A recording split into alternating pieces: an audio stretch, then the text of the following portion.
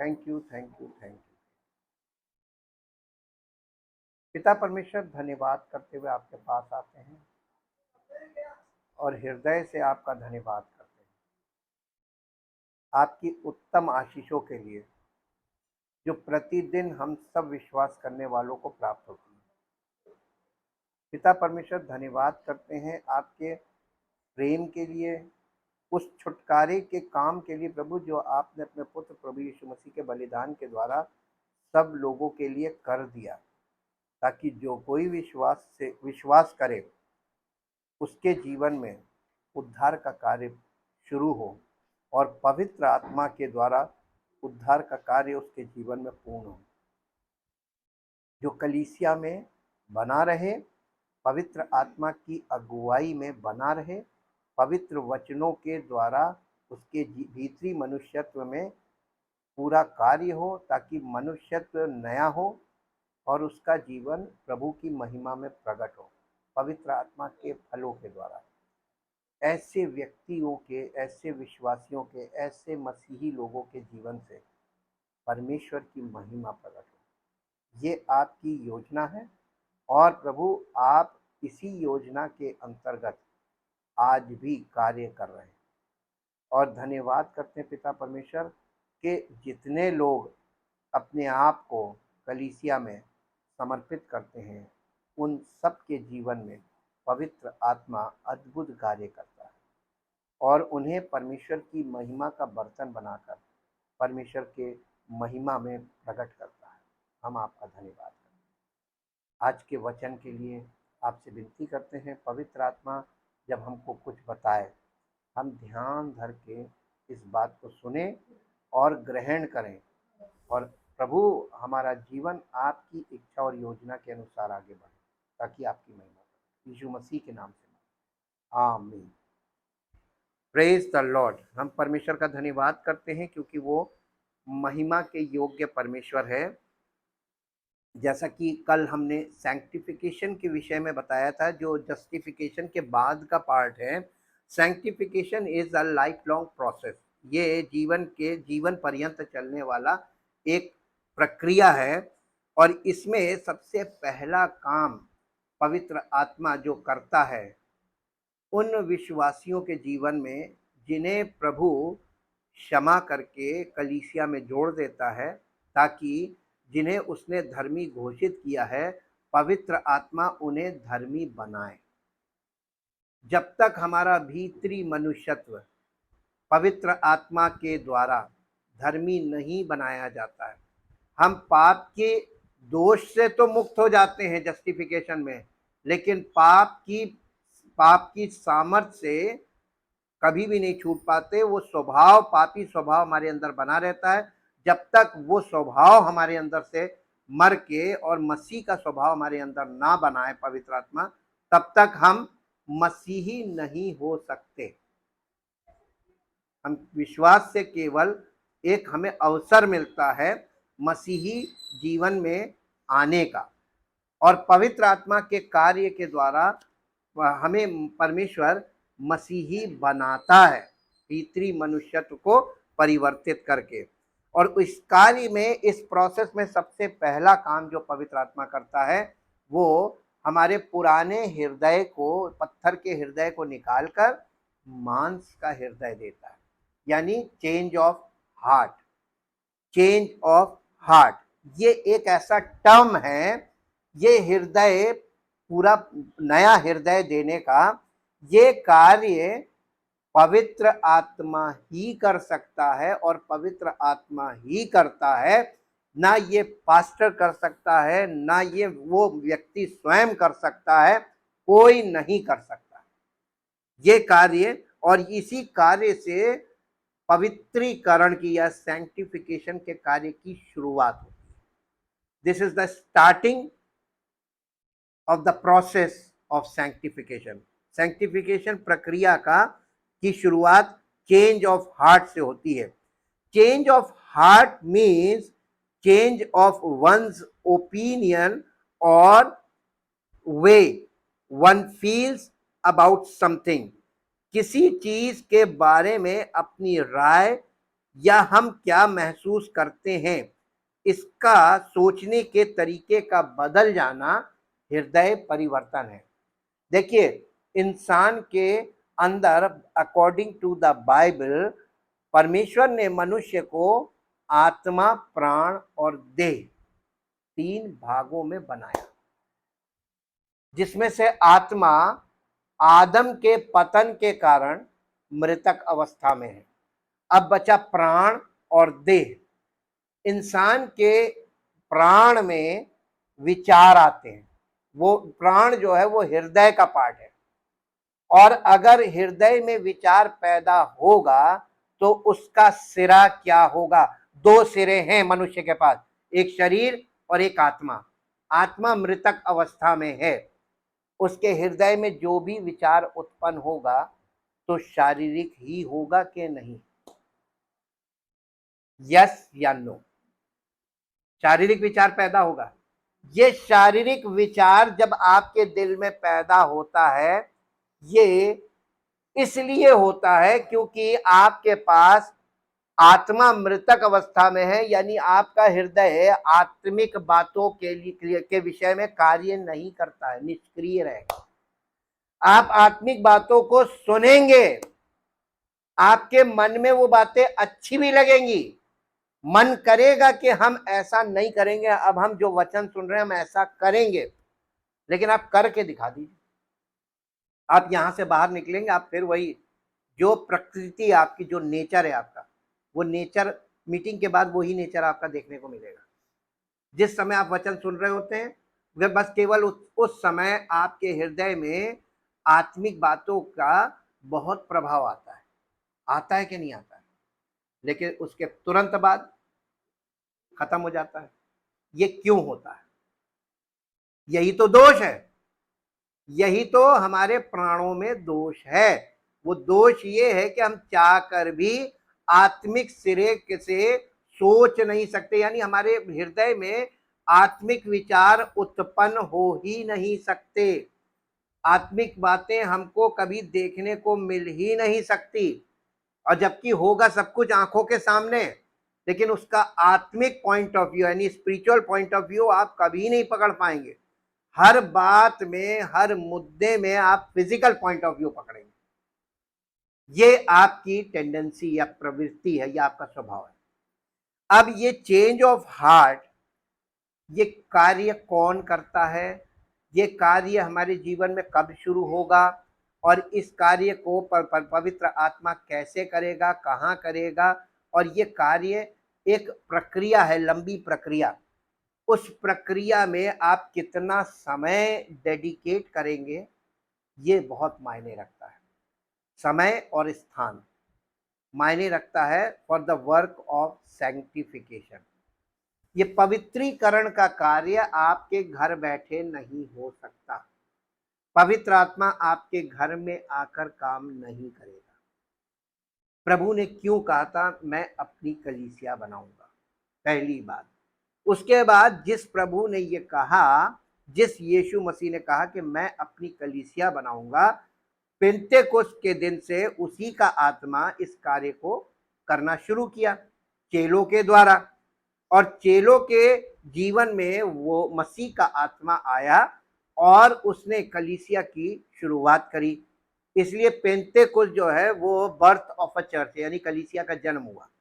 उसके बाद चेलों के द्वारा पवित्र आत्मा ने यानी मसीह ने काम शुरू किया, और जो उद्धार पाते जाते थे उन्हें प्रभु यानी मसीह का आत्मा उन्हें चेलों के पास, प्रेरितों के साथ कनेक्ट क्यों करता था?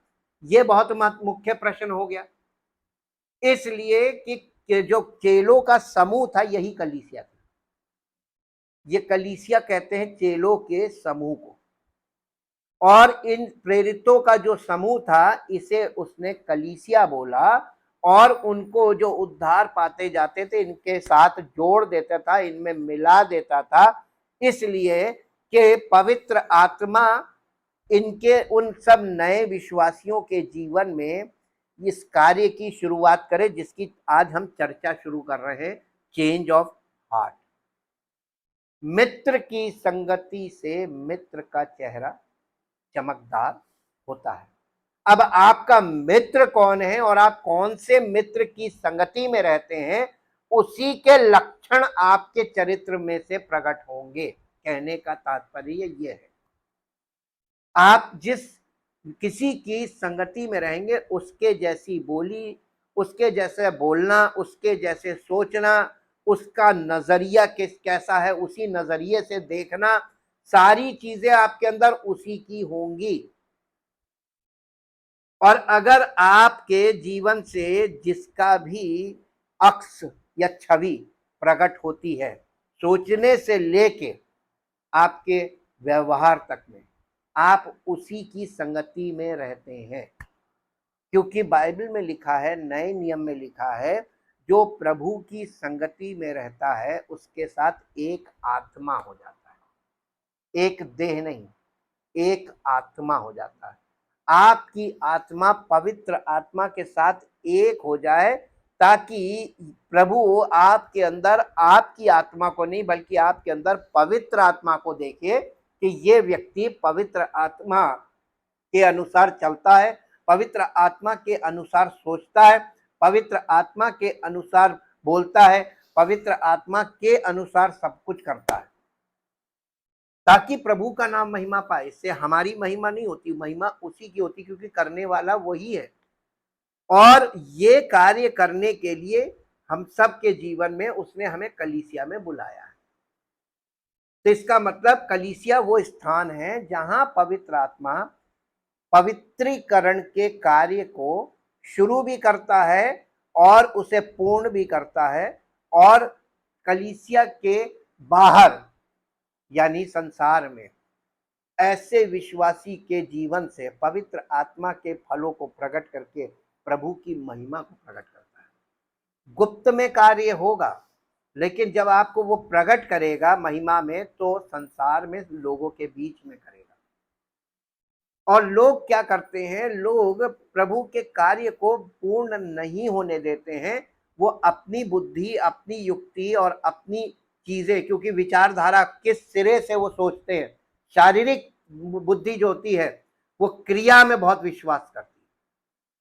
हम ये कर सकते हैं, हम ये करेंगे और हमने ये किया, तीन बातें बोलती है। हम कर सकते हैं, हम करेंगे और हमने ये किया। ये ईगो है। मैं कर सकता हूं, मैं करूंगा, मैंने ये किया।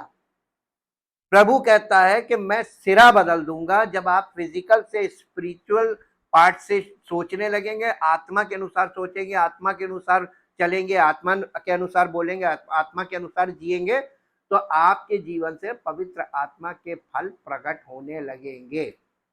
Tree can not produce fruit, it only bears fruit. यानी पेड़ फल उत्पन्न नहीं कर सकता, पेड़ में फल उत्पन्न होता है। पेड़ केवल फल को संभाले रहता है। डालियों में फल लगता है, लेकिन डाली फल पैदा नहीं कर सकती। अब आप फिर जाइए बाइबल में, तो वहां पे लिखा है, यीशु मसीह ने कहा, मैं दाखलता हूं, तुम डालियां हो। जो डाली मुझ में है और नहीं फलती, उसे पिता काट डालता। पिता किसान है। जो डाली फलती है उसे छांटता कौन? पिता। जो नहीं फल सकती, जिसमें कोई उम्मीद नहीं है, नो होप फॉर फ्रूट, उसे काट डालता है। जिसमें होप है कि इसमें फल लग सकता है, आशा है, उसे छांटता है। ये कटनी और छटनी साथ साथ कलीसिया में होगी। और अब आप लोग सीखिए और देखिए और समझिए कि कटनी और छटनी कैसे साथ साथ चलती है। कटनी भी हो रही है, छटनी भी हो रही है, यानी छटाई भी हो रही है। काट भी रहा है, छांट भी रहा है। और जो छटनी से भी भागे उसको भी काट देगा। और जो बना रहेगा वो फलवंत होगा, क्योंकि यीशु मसीह का बिना मेरे तुम कुछ नहीं कर सकते। यानी जीवन में आपके आत्मा के पवित्र आत्मा के फल आ ही नहीं सकते। स्वयं पेड़ फल पैदा कर नहीं सकता। परमेश्वर ने कैसी अद्भुत युक्ति से बनाया चीजों को। आप ये सोचते हैं कि नहीं हम कर लेंगे, तो करके देख लो, ये हो नहीं सकता। पेड़ फल उत्पन्न कर सकता है, पेड़ के पास आशा है। और हम पेड़ को जब लगाते हैं, फल वाले पेड़ को आशा से लगाते हैं कि ये फल देगा। जरूरी नहीं है कि फल दे, फल कभी कभी नहीं आता है। ये कभी कभी एक सीजन में फल देता, अगले सीजन से फल देता ही नहीं। तो क्या करते हैं, काट डालो, उसकी जगह दूसरा लगाओ। तो जब हम इस तरीके का, प्रभु ने ये चीजों को ऐसा बनाया है और हमें कंपेयर उसी से किया जा रहा है स्पिरिचुअली, तो हमको ये समझ में आना चाहिए कि आत्मिक जीवन को समझने के लिए परमेश्वर कुछ कुछ चीजें सामने रख के हमसे बात कर रहा है। हम अगर उन चीजों की जानकारी नहीं रखते हैं तो हम परमेश्वर की बात को कैसे समझेंगे, जो कि बहुत सरल है, व्यवहारिक है। कोई ऐसी स्पेशल बात नहीं है जो व्यवहारिक ना हो। पेड़ के विषय में तो बच्चे बच्चे आजकल जानते हैं कि पेड़ में फल पैदा हो सकता है, लेकिन पेड़ फल पैदा नहीं कर सकता। दोनों बातें, तो पैदा हो सकता आशा है, कर नहीं सकता इसका मतलब उसके अंदर खुद से कुछ नहीं वो कर सकता। अगर वो उसको सही मिट्टी मिल जाए, सही उसकी सेवा हो जाए, खाद पानी, और उसकी रखवाली हो जाए, तो फल आ सकता है। आशा है कंडीशन पे, ये कंडीशन पे डिपेंड करता है, परिस्थितियों पे डिपेंड करता है कि फल आ सकता है कि नहीं। अगर कोई पेड़ लगा हुआ है, कोई उसका देखने वाला नहीं, कोई जल देने वाला नहीं, उसकी सिंचाई करने वाला नहीं, कोई उसकी गुड़ाई करने वाला नहीं, कोई खाद पानी करने वाला नहीं, तो मुश्किल है कि फल आए। और अगर आ भी गया तो रखवाली करने वाला नहीं, तो फल सब नोच ले जाएंगे, तो वो उसका आना ना आना बेकार। इसीलिए परमेश्वर बुद्धि के साथ बात करता है और हमें वो चीजें दिखाता है व्यवहारिक, जिससे देखकर हम सीखे कि परमेश्वर किस प्रकार का कार्य हमारे जीवन में करना चाहता है। Change of heart, sanctification. देखिए, sanctification work starts from change of heart by the Holy Spirit. पवित्र आत्मा के द्वारा ये कार्य कलीसिया में उन विश्वासियों के जीवन में जो प्रभु यीशु मसीह पर विश्वास करके परमेश्वर की ओर से धर्मी घोषित हो गए, दे आर कॉल्ड जस्टिफाइड। उन्हें उसने धर्मी घोषित कर दिया, इसलिए नहीं कि वो धर्मी हैं, इसलिए नहीं कि उन्होंने कोई धर्म का काम किया है, इसलिए नहीं कि वो बहुत अच्छे हैं, बल्कि इसलिए कि प्रभु यीशु मसीह ने सब पापियों के लिए प्रायश्चित कर दिया है। और जो लोग प्रभु यीशु मसीह के उस बलिदान पर विश्वास करते हैं, उसके लहू के द्वारा परमेश्वर उन्हें धर्मी घोषित करता है on behalf of the righteousness of Jesus Christ.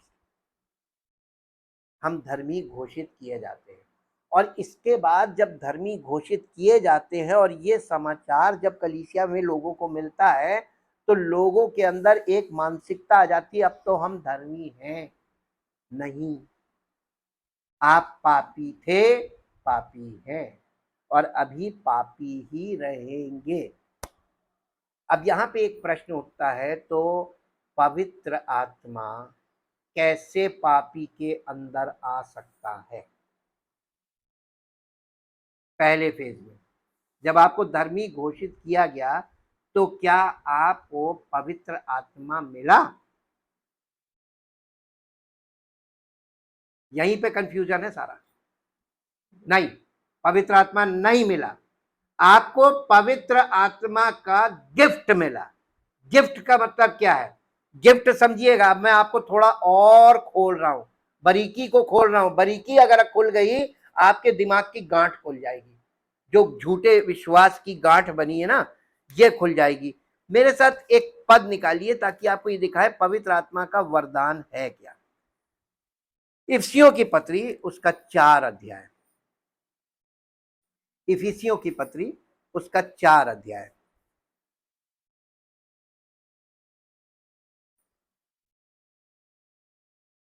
उसका 4 अध्याय, और इसका पढ़िए,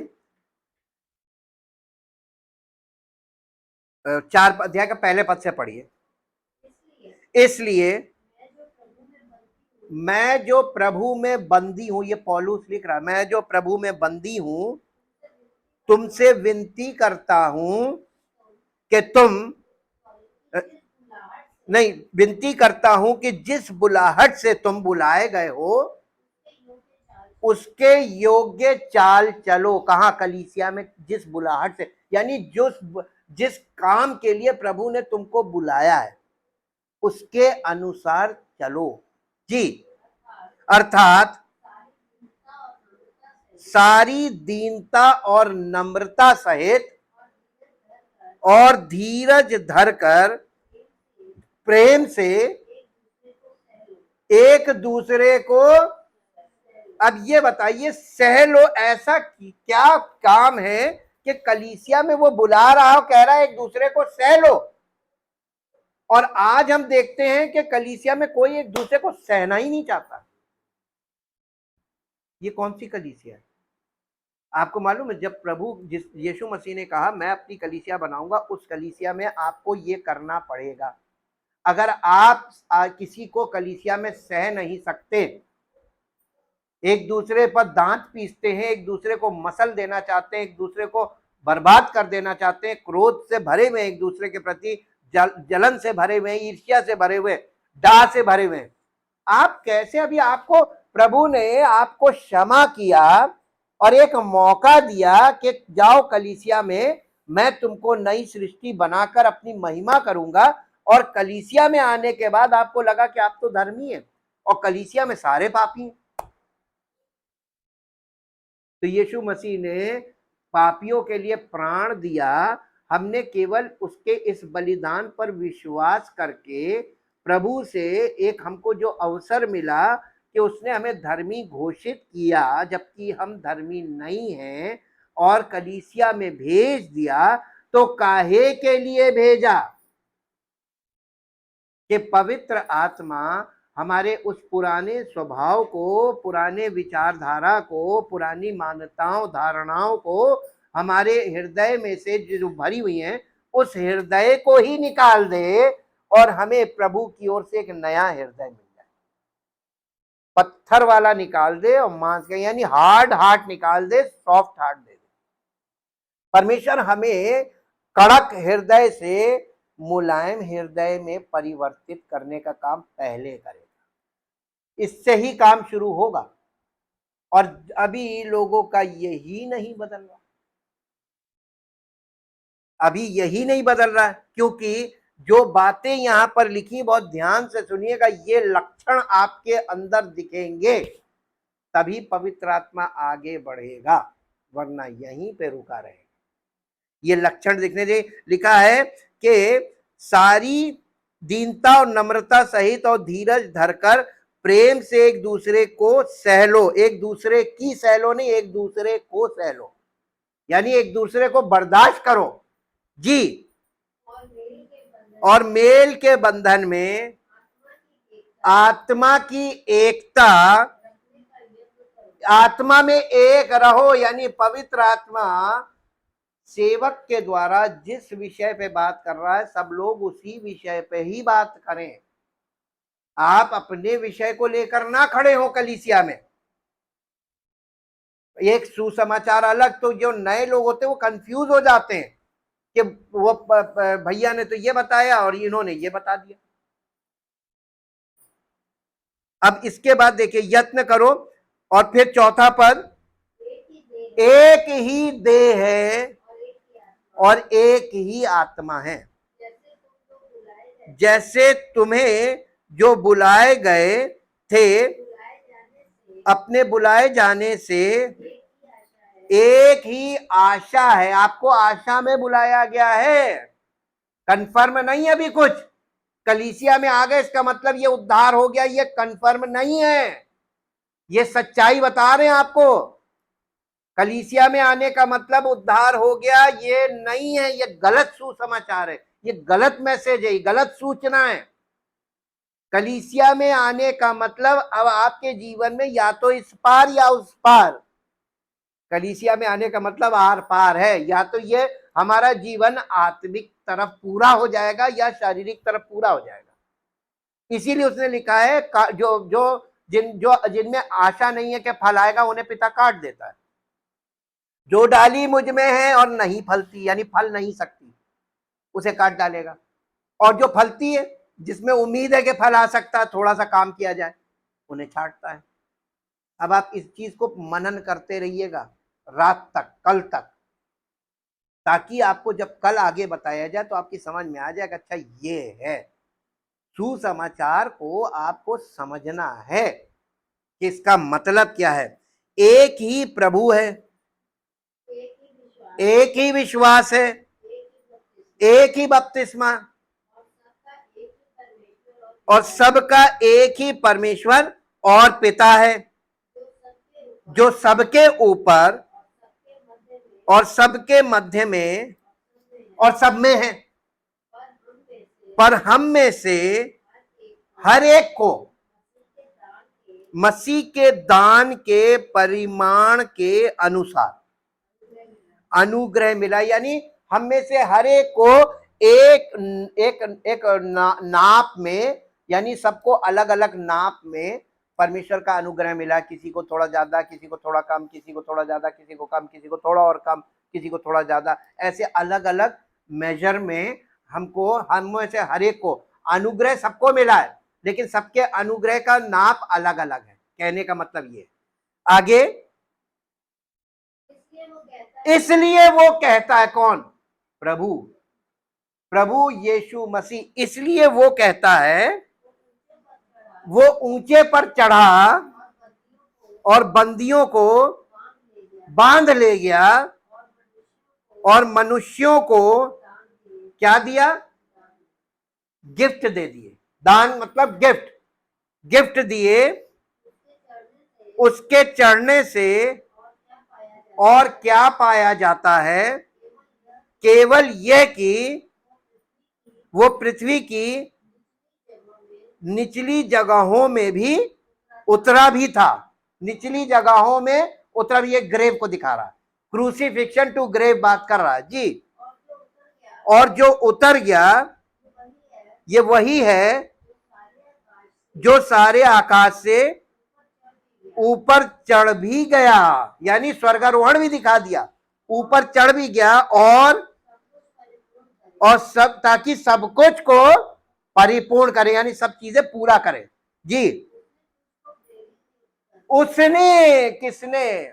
जिस प्रभु के बारे में बताया जा रहा है, यीशु मसीह, ये वो यीशु मसीह, बाइबल का यीशु मसीह, ये वो यीशु मसीह है जिसने पापियों के लिए, सारे पापियों का पाप अपने ऊपर लिया और उनके पाप को अपनी मृत्यु के साथ नष्ट करके और पुनरुत्थान के द्वारा हमें नया जीवन देने के लिए उपस्थित हो गया।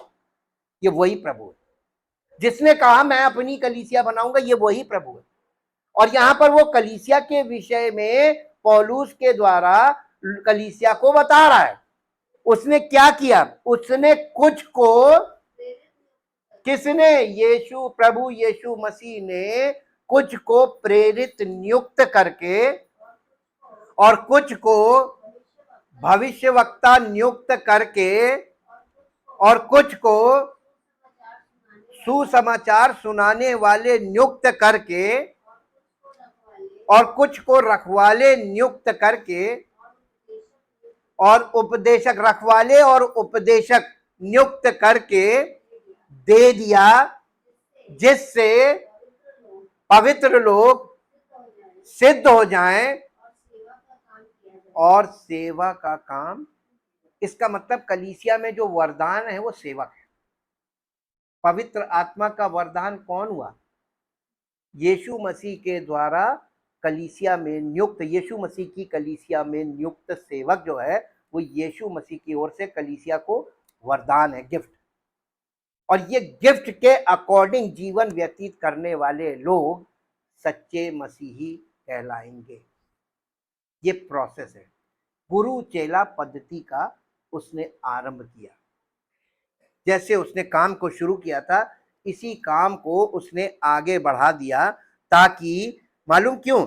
ताकि मसीह की देह अर्थात कलीसिया उन्नति पाए, जब तक कि हम सबके सब दो चीजों में, विश्वास में और परमेश्वर के पुत्र की पहचान में एक ना हो जाए।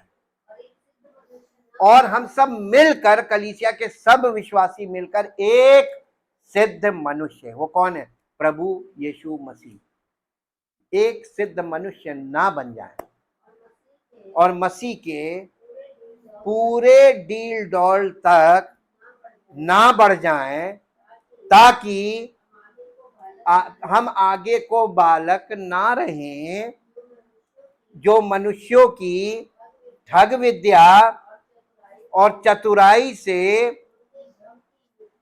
उनके भ्रम की युक्तियों के और उपदेश के हर एक झोंके से उछाले और इधर उधर घुमाए जाते हैं, ऐसे ना हो, वरन प्रेम में सच्चाई के साथ चलते हुए मसीह में बढ़ते जाएं, उसमें, मसीह में अर्थात उसमें जो सिर है, अर्थात मसीह में बढ़ते जाएं। यानी हेड, हमारे जीवन में हेड दिखने लगे, बॉडी में हेड की पावर आ जाए, बॉडी के द्वारा हेड प्रकट होने लगे। हेड कौन है? यीशु मसीह। ये उसका योजना है कलीसिया के लिए। और आज देख लीजिए, जो 14वां पद है आज कलीसिया में पूरा हो रहा है। सब बालक हैं। पौलुस ने खुद कहा तुम मसीह में बालक हो। आप एक ऑब्जर्वेशन कीजिएगा, मैं आपको ऑब्जर्वेशन पॉइंट दे रहा हूं, आप पुराने नियम को पूरा स्टडी करके देखिएगा, फिर मुझे बताइएगा। टाइम तो लगेगा, लेकिन आपको एक होमवर्क ये दे रहे हैं, अगर कर सकते हो तो। ये उन लोगों के लिए जिनका दिमाग बहुत चलता है, जिनके दिमाग में हर समय कुछ कुछ चलता रहता है, शक का कीड़ा, जो किसी चीज को जल्दी मानने को तैयार नहीं, उनके लिए वही ऑब्जर्वेशन पॉइंट दे रहा हूं। आप पूरे पुराने नियम में देखिए, इजराइल को, इजराइल द नेशन को, इजरायली लोगों को बाइबल में इजराइल की संतान और इंग्लिश में children of Israel he address किया गया है। पूरी झुंड को, यानी सब इजराइलियों को चिल्ड्रन ऑफ इजराइल बोला गया हो, यानी इजराइल के बच्चे। और सेम चीज आपको मिलेगी यहां नए नियम के कलीसिया में, जैसे पौलुस ने कहा बेब्स इन क्राइस्ट, मसीह में बालक।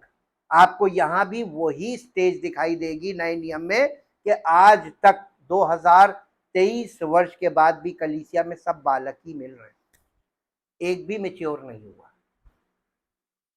आप जिस प्रकार की मसीहत की बात बाइबल में की गई है, जिस मसीहत के लिए पवित्र आत्मा कार्य करता है, और जिस मसीहत को यीशु मसीह हमारे और आपके जीवन से प्रकट करना चाहता है अपनी महिमा में सहित, वो मसीहत शुरू कहां हो पाई?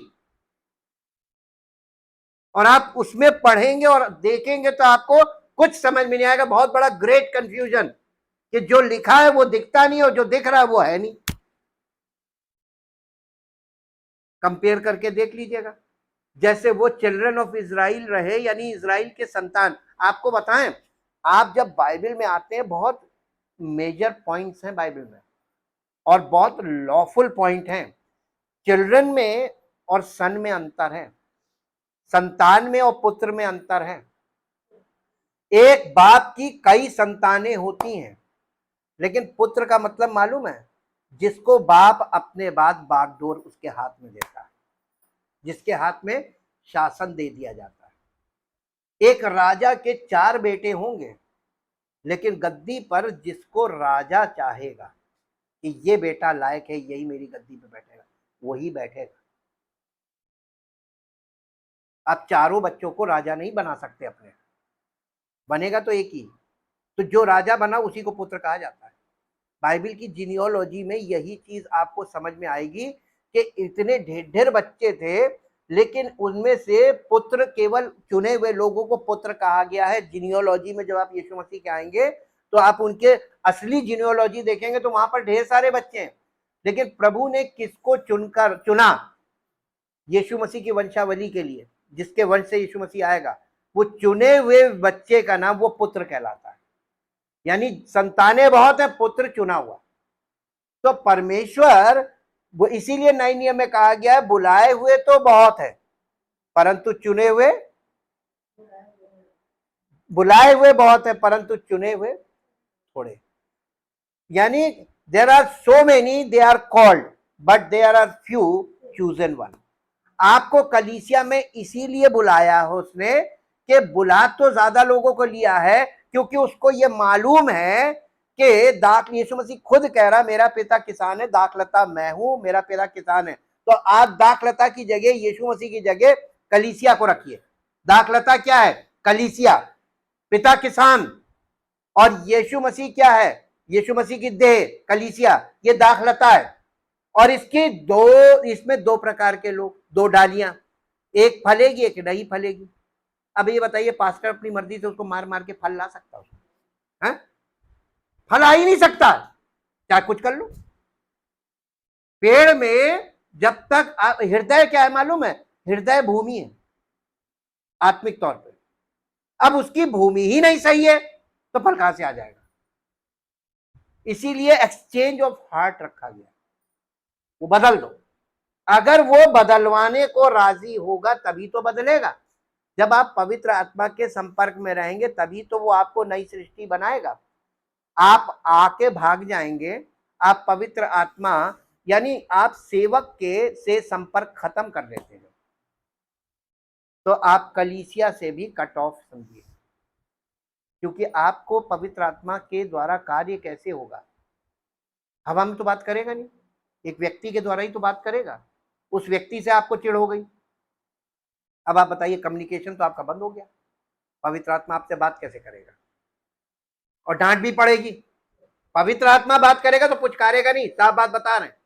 वो डांट के बात करेगा, आपको आपकी गलती भी बताएगा, स्पष्ट शब्दों में बोलेगा, तो बुरी लगने वाली भी होगी। अब आपको सह नहीं सकते तो क्या करेंगे? भाग जाएंगे। लेकिन अगर आपने उसको सह लिया तो परमेश्वर पिता का प्रेम, प्रभु यीशु मसीह का अनुग्रह और पवित्र आत्मा की सहभागिता आपको मिलेगी। ये कंडीशनल है, ऐसे नहीं होता। आशीष ऐसे ही थोड़ा ना आने लगती है। अब आपने एक चीज देख ली कि कलीसिया में आपको पवित्र आत्मा वरदान स्वरूप मिला है, यानी सेवक। वो सेवक मिला है जिसके द्वारा पवित्र आत्मा आपके जीवन में इंटरेक्शन हो रहा है, काम हो रहा है। और पवित्र आत्मा कभी भी स्वाभाविक रीति से बातें नहीं करेगा, बल्कि वचन पर आधारित बातें करेगा। वो आपको हर बात में वचन पे ले जाएगा, क्योंकि वो अपनी बात नहीं कर रहा है, वो बात कर रहा है अपने भेजने वाले के विषय में, यानी पिता और पुत्र के विषय में।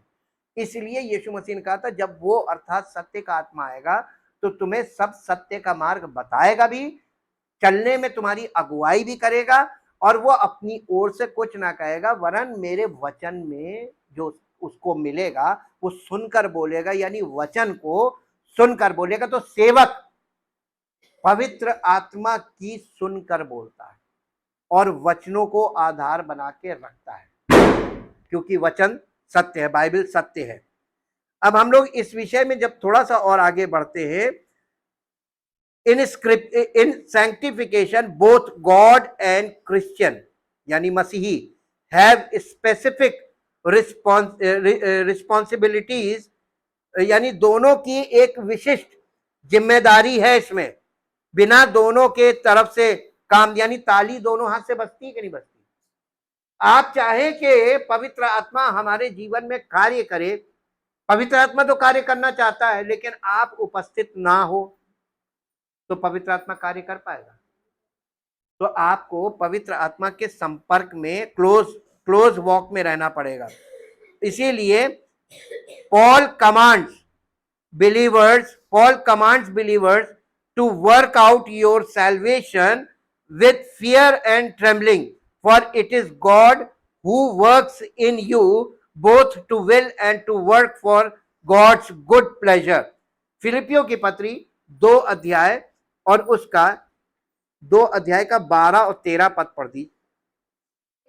इसलिए हे मेरे प्रियो, जिस प्रकार तुम सदा से आज्ञा मानते आए हो, वैसे ही अब भी न केवल मेरे साथ रहते हुए पर विशेष करके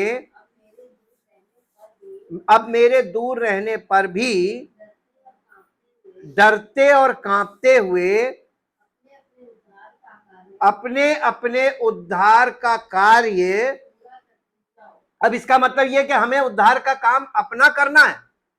नहीं, अपने अपने उद्धार का काम पूरा करते जाओ। मतलब पवित्र आत्मा जो कार्य तुम्हारे भीतरी मनुष्यत्व में करना चाह रहा है, उसके संपर्क में बने रहो, पवित्र आत्मा की आज्ञा मानो और कलीसिया में बने रहो, ताकि पवित्र आत्मा तुम्हारा उद्धार का कार्य। इसका मतलब आपको जब जिस दिन विश्वास किया तो उद्धार मिला ना? नहीं मिला। आपको उद्धार की आशा मिली, आपको एक आशा मिली, प्रभु ने अपनी देह में जोड़ दिया कि यहां जाओगे तो अगर बने रहोगे तो उद्धार मिलेगा, नहीं भाग जाओगे तो रहेगा। प्रभु का क्या गया? और 2023 वर्ष से कलीसियाओं में क्या हो रहा है? लोग आ रहे हैं, जा रहे हैं, आ रहे हैं, जा रहे हैं। उद्धार किसी को मिला है? क्यों नहीं मिला? क्योंकि वहां पवित्र आत्मा के द्वारा नियुक्त, यीशु मसीह के द्वारा नियुक्त सेवक है ही नहीं, जो पवित्र आत्मा के द्वारा लोगों से संपर्क करे। और जब तक ये नहीं होगा, आपके जीवन में उद्धार का कार्य शुरू ही नहीं होगा। भाई, जब तक मेन काम करना है जिसको, वो ही नहीं है, तो कहां से काम हो जाएगा? सब अपने अपनी ढपली, अपना अपना राग लेके खड़े जी। अब इसको देखिए, अब इसको हम हिंदी में बताते हैं आपको। पवित्रीकरण में ईश्वर और मसीही दोनों की विशिष्ट जिम्मेदारियां हैं। पौलुस विश्वासियों को आदेश देता है कि अपने अपने उद्धार के कार्य को पूरा करने के लिए कलीसिया में बने रहो। यह है इस वर्ष का अर्थ। God is the one who does the work of making us more like Christ. यानी परमेश्वर, ईश्वर वो है जो हमें मसीह के समान बनाने का कार्य करता है, और हम लगातार पाप से दूर रहकर और ईश्वर की आज्ञाओं का पालन करके मसीह में अपना विश्वास प्रदर्शित करके उस कार्य में भाग लेते हैं। इस प्रक्रिया में पवित्र आत्मा एक महत्वपूर्ण भूमिका निभाता है। की रोल पवित्र आत्मा का ही है, महत्वपूर्ण। जैसे ही हम आत्मा की शक्ति में चलते हैं, हम शरीर की इच्छाओं को पूरा नहीं करेंगे।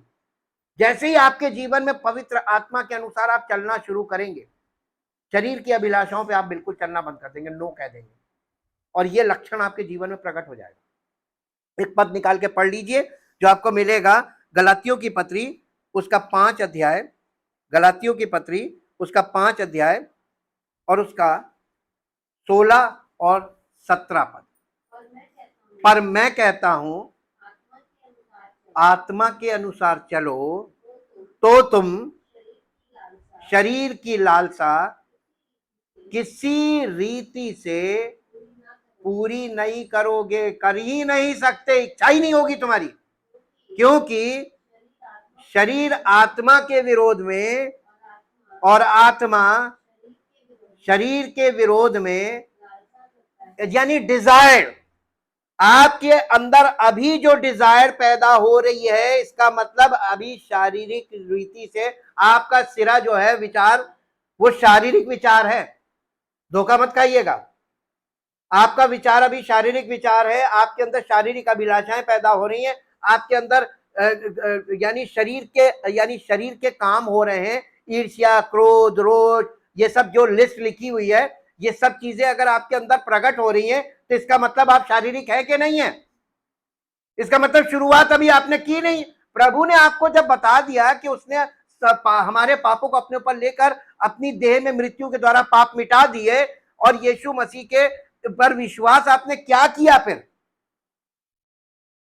आपने ये विश्वास ही नहीं किया कि वो मेरे पापों को लेकर मर गया, अब मैं पाप में नहीं बल्कि अब मैं प्रभु की मर्जी में जीवन बिताना चाहता हूं। यह इच्छा आपके अंदर होनी चाहिए, और जैसी ये इच्छा होगी तब पवित्र आत्मा का कार्य शुरू होगा। अब आपको करना कुछ नहीं है, बैक भी नहीं होना, आप तो बैक ऑलरेडी है ही है। अभी आप द्वार पे ही खड़े हुए हैं, प्रवेश किया ही नहीं है। प्रवेश करने का मतलब क्या है मालूम है?